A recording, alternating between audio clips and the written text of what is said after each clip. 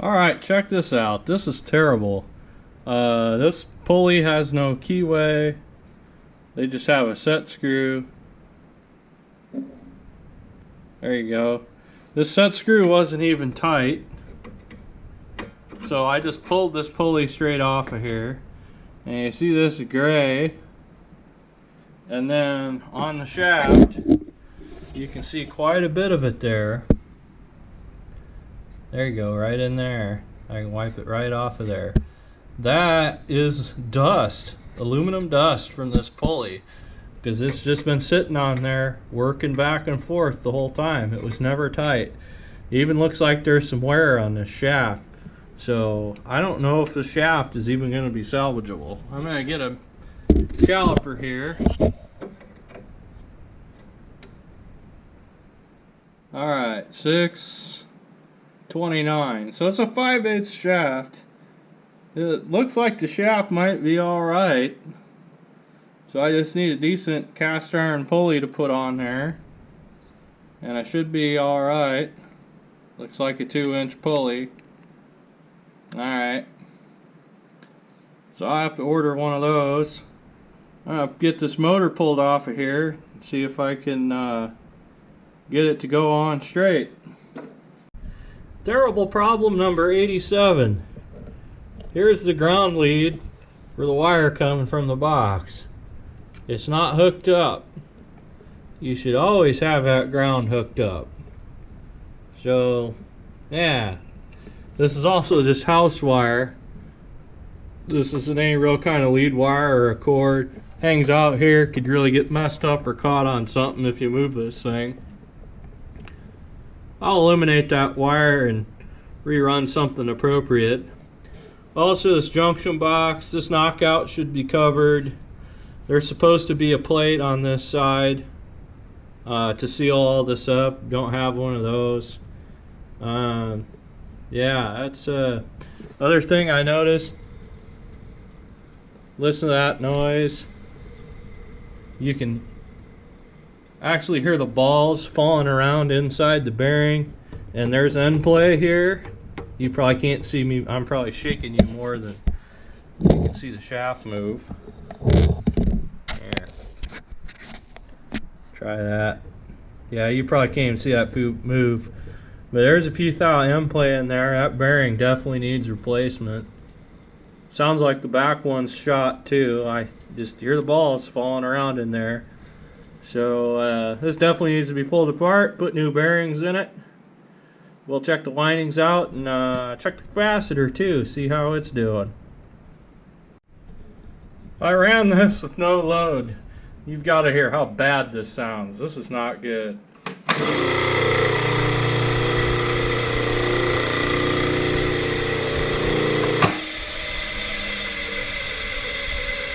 None of that sound should be happening right now.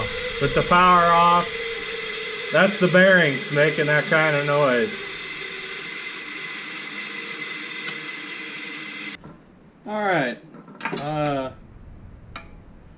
checking out your electric motor. Hey, notice this. This base is busted up on here. We're going to check this out, and I'll probably fix it up, but I got a brand new one of these out in the shed. My dad was a electric motor repairman for, what, 22 years, I think? Quite a while. So I learned a lot about how to do this from him.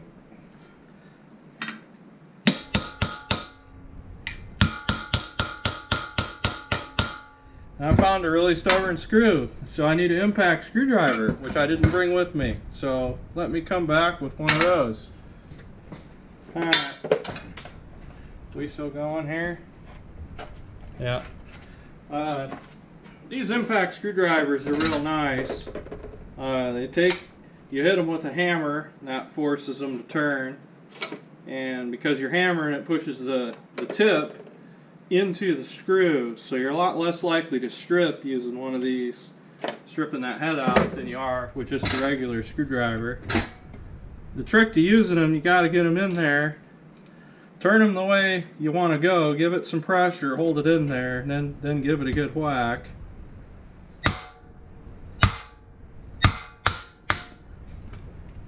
She's turning, but it's stubborn. There we go. This thing was outside, sort of. It was in a shed, so it was covered. But man, that was just absolutely filthy. The whole motor was the color of this filth here before. I also suspect something's up with this motor just because this end bell isn't painted, or most of the paint's off. That to me says that was probably salvaged off of another used motor, maybe, because this one got broke or something like that. Alright, get the fan cover off of there, put it on your bench, use it to hold all your screws. Yeah, this end bell's got no paint on it either. That don't seem right. This looks like one of those press-on fans.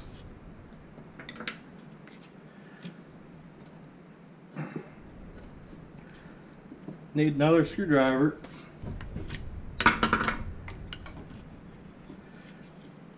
Get one on each side close to the hub. You can get them without breaking them.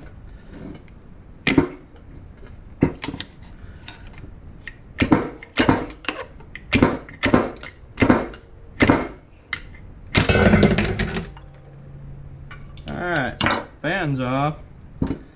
Alright. Now, before you take these apart, you want to put a witness mark so you know where to line things up again, because you got long through bolts here. My dad always did 2 on one end and 1 on the other. That way, you didn't mix your end bells up and put the front one on the wrong end.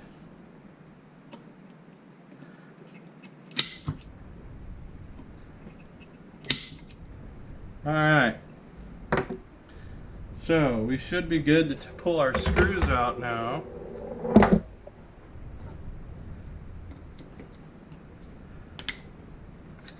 See what size that side is.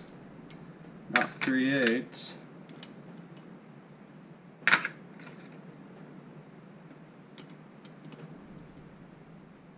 What's that one?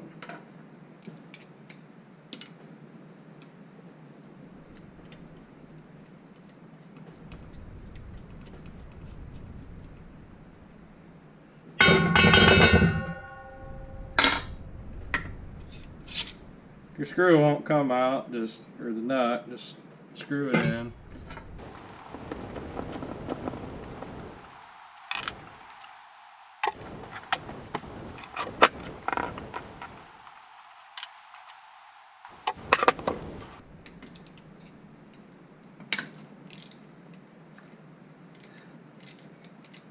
All you really ever need on these is a nut driver. They don't get very tight. They shouldn't be very tight.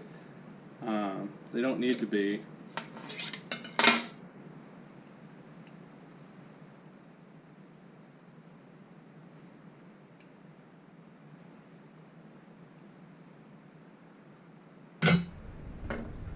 Alright, now we can just pop it apart. Take a square chisel. You always got a nice little lip there. Just tap on it real gentle. End belt comes right off. Oh yeah, that bore, there's grease. There should never be grease on the outside of that bore. That means this bore was sloppy, so that bearing was probably moving around. It doesn't feel terrible. That's not the real bad one. Pull your rotor out real careful. Try not to smash the windings in here. There we go. Bearing should never sound like that. So that rear bearing was definitely bad. You can see lots of galling around here on the outside. I don't know if you can see that there. This bearing was definitely spinning in the housing. Doesn't smell like a burnt motor. So, but it's been hot. It's been real hot. These windings are real dark. Oh man, the strings are coming off. Oh, that's been really, really hot. Let's pull the other end off.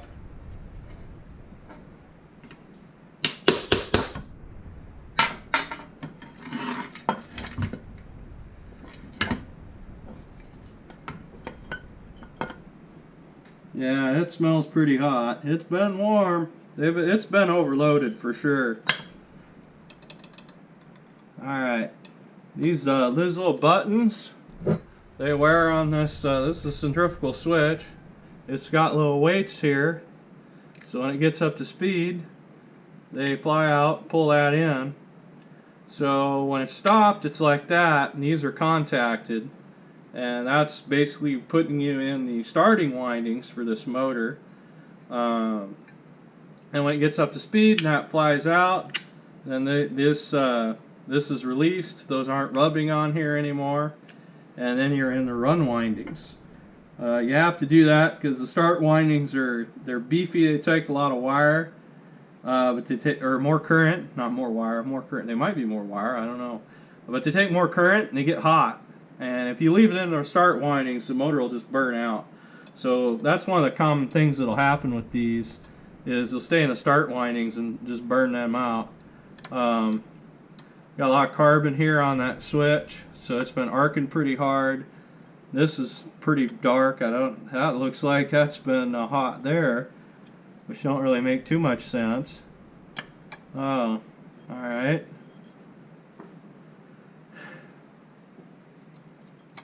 Alright, only one side of the switch is active. You can clean these points with a diamond nail file, is what my dad always used. We'll do that. Oh wow, that doesn't even... Okay, the switch is broken right here. Yep, that switch is shot. Got a piece of the fiber broke right out of it. So that's been really, really hot. Anyway, if you're going to fix this, which I don't think I will, because I got a brand new motor sitting out there. This will be a project I'll take up to Dad's and we'll refurbish it and make it a spare. Since I got the broken mount there, I don't really like that. Motor should be mounted solidly. But Dad will have extra switches we can put in there.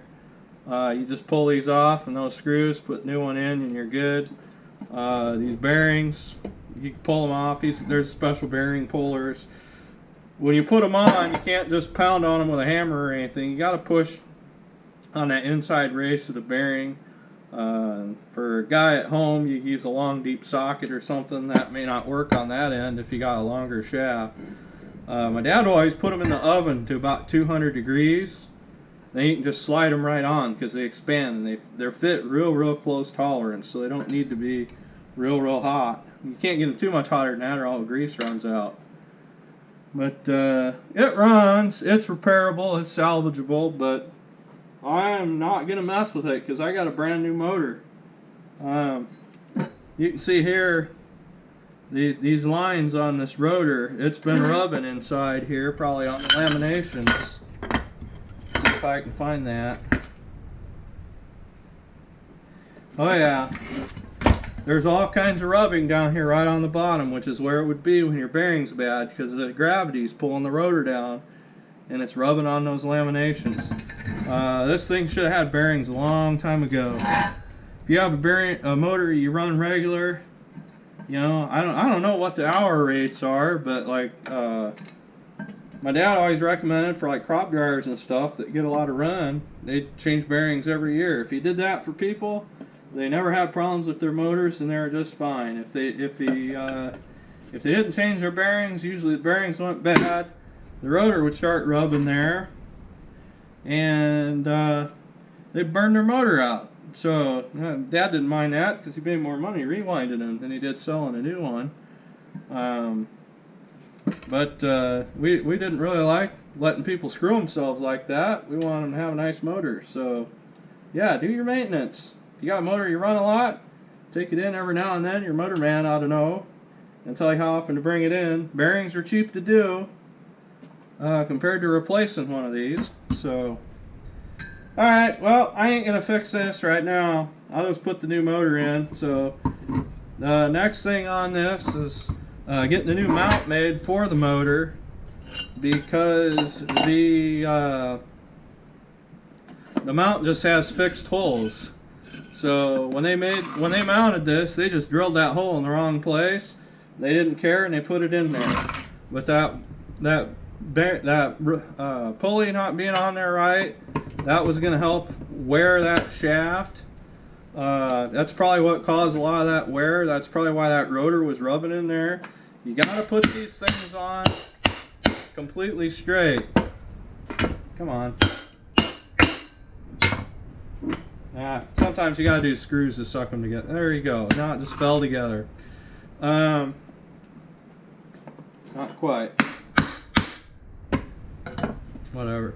Yeah, that don't fit quite right. I'm still pretty sure that's not an original end bell for this motor. That's a salvage one from something else.